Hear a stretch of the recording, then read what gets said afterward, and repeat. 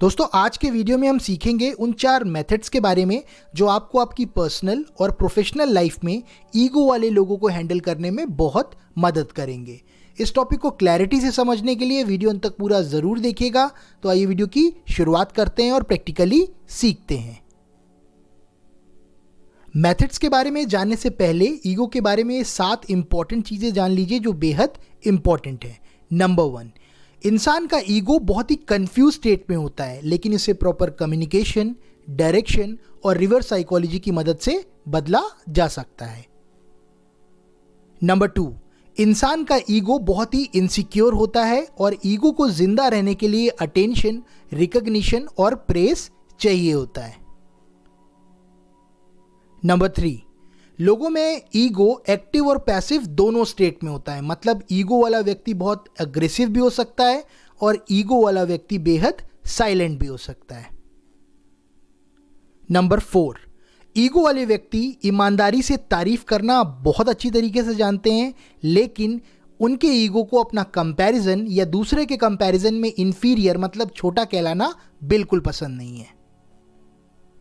Number 5, ego वाले व्यक्तियों को पब्लिकली क्रिटिसिज्म या पब्लिकली इंटरप्शन बिल्कुल नहीं पसंद है, मतलब उन्हें बिल्कुल नहीं अच्छा लगता अगर लोगों के सामने उनको क्रिटिसाइज किया जाए, मतलब उनकी बुराई की जाए या उनको रोका टोका जाए। नंबर 6, ईगो वाले लोगों की या ईगो की बहुत बड़ी कमजोरी होती है उन्हें अवॉइड करना, उन्हें नेग्लेक्ट करना या पूरी तरीके से इग्नोर करना। नंबर 7, कुछ % लोगों में ईगो हाईली रिजिड फॉर्म में होता है। इसका अर्थ ये होता है कि ऐसे लोगों को आप बहुत रियलिस्टिकली टैकल नहीं कर सकते, आपको इस तरीके के लोगों के साथ मैनिपुलेटिव तरीके से ही चलना पड़ता है। आमतौर पर इस तरीके के लोग सब कुछ बर्बाद कर देते हैं लेकिन झुकते नहीं हैं। तो ये थे वो 7 पॉइंट्स ईगो के बारे में या ईगोइस्टिक लोगों के बारे में।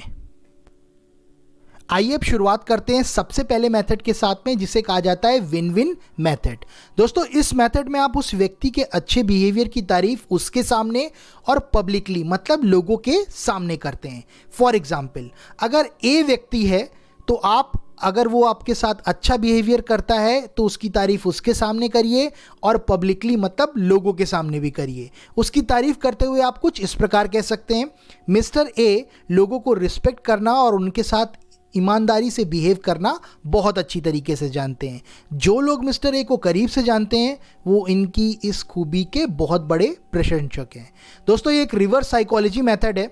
जैसा कि मैंने आपको पहले बताया था कि ईगो को रिकॉग्निशन, प्रेज और अटेंशन चाहिए होता है, बगैर इसके वो सरवाइव नहीं कर सकता है। यहाँ पर आप उस ईगो वाले व्यक्ति की सच्ची तारीफ करके उसे अपने आप से और दूसरों से अच्छी तरीके से बिहेव करने के लिए मोटिवेट कर रहे हैं, क्योंकि यहाँ पर उसको मिल रहा है एक पॉजिटिव रिकॉग्निशन और यहाँ पर बहुत चांसेस बनते हैं कि वो आदमी अपना बिहेवियर कंट्रोल करेगा और सेम बिहेवियर दोहराने की कोशिश करेगा। क्योंकि बिहेवियर साइकोलॉजी में एक चीज़ और कही जाती है, what gets recognised gets repeated, मतलब इंसान के जिस बिहेवियर की तारीफ होती है इंसान वो बिहेवियर रिपीट करता है। तो यहाँ पर बहुत चांसेस बनते हैं कि वो व्यक्ति अच्छा बिहेवियर दोबारा से रिपीट करेगा रिकॉग्निशन की तलाश में। तो ये मेथड बहुत अच्छी तरीके से काम करता है।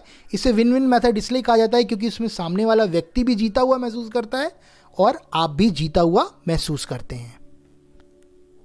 आइए बढ़ते हैं दूसरे मेथड की तरफ, जिसे कहा जाता है इनडायरेक्ट मैसेजिंग मेथड। मैंने आपको पहले ईगो के बारे में बताया था कि ईगो को प्रेज, रिकॉग्निशन और अटेंशन चाहिए होता है। दूसरी चीज़ मैंने आपको ये भी बताई थी कि अगर अवॉइड किया जाए, नेग्लेक्ट किया जाए या इग्नोर किया जाए तो ईगो बर्दाश्त नहीं कर पाता। तो अगर आप इस मेथड की बात करें तो इस मेथड में आप उस ए व्यक्ति को इनडायरेक्टली ये बताने की कोशिश करते हैं किसी मैसेज के थ्रू, किसी हिंट के थ्रू या किसी एग्जाम्पल के थ्रू कि आपको ईगो वाले लोग, डोमिनेट करने वाले लोग या लोगों का डिसरिस्पेक्ट करने वाले लोग पसंद नहीं है। दूसरी तरफ आप उसी ए व्यक्ति से ये भी कहते हैं कि आप उनमें से नहीं हैं, आप बहुत ही डाउन टू अर्थ हैं और बहुत इजी गोइंग है।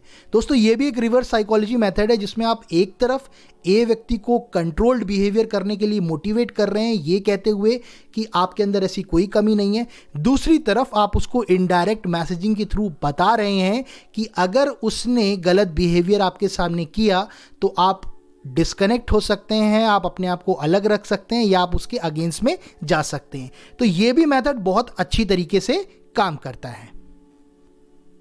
आइए बढ़ते हैं तीसरे मेथड की तरफ, जिसे कहा जाता है ऑनेस्ट फीडबैक मेथड। जैसा कि मैंने आपको पहले बताया था कि ईगो वाले व्यक्तियों में एक बहुत अच्छी खूबी होती है कि वो ईमानदारी से तारीफ करना जानते हैं। इसके साथ साथ मैंने आपको ये भी बताया था कि उनको पब्लिकली बुराई करना, बुराई सुनना पसंद नहीं है।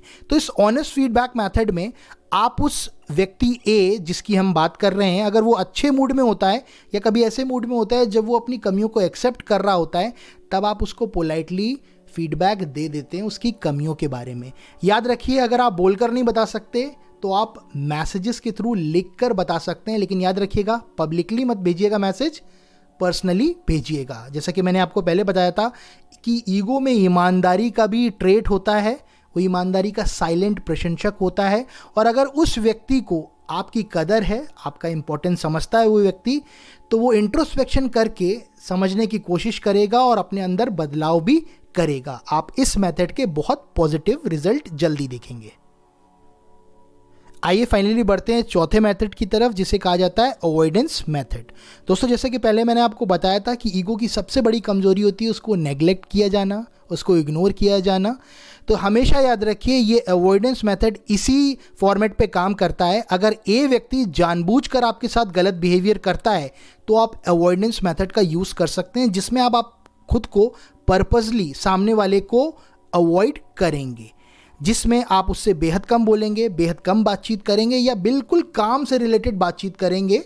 ऐसा आप ज़रूर करेंगे। ये भी एक रिवर्स साइकोलॉजी मेथड है, क्योंकि ईगो की कमज़ोरी होती है उसको इग्नोर किया जाना। अगर ईगो को इग्नोर किया जाता है, नेग्लेक्ट किया जाता है, तो काफ़ी हद तक वो अपना एग्जिस्टेंस खोने लगता है। और अगर ऐसा होता है तो सामने वाला व्यक्ति आपके सामने ओवर रिएक्ट कर सकता है, अग्रेसिव बिहेवियर दिखा सकता है, अपने आप को बिल्कुल कट ऑफ कर सकता है, अपने आप को इमोशनली अनस्टेबल भी दिखा सकता है। तो यहाँ पर आपको अपनी बात पर फर्म रहना है, क्योंकि आपको आपके सेल्फ रिस्पेक्ट की इज्जत रखनी है। दूसरी तरफ अगर मैं बात करूँ वर्क प्लेस की, तो वर्क प्लेस में ऐसे ईगो वाले लोगों से डील करने के लिए कुछ स्मार्ट लोग कुछ नए तरीके इस्तेमाल करते हैं जो गलत होते हैं।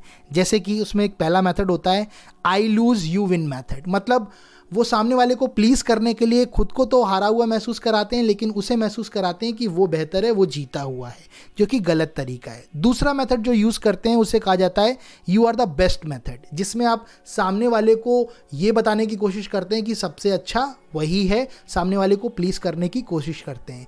ये गलत तरीके हैं ईगो वाले लोगों से हैंडल करने के, बिकॉज ईगो वाले लोगों में इंटेलिजेंस की भी कोई कमी नहीं होती। जल्दी वो ट्रैक कर लेंगे, जल्दी वो समझ लेंगे कि आप ऐसा इसलिए कर रहे हैं क्योंकि आप खुद को सेव करने की कोशिश कर रहे हैं। तो हमेशा याद रखिए इस मेथड को नहीं यूज़ करना है। इसके अलावा एक चीज़ और करने की कोशिश करते हैं स्मार्ट लोग, वो इमोशनली कनेक्ट होने की कोशिश करते हैं, जो भी कुछ समय के बाद ट्रैक कर लिया जाता है। तो यहाँ पर आप अवॉइडेंस मेथड का इस्तेमाल कर सकते हैं।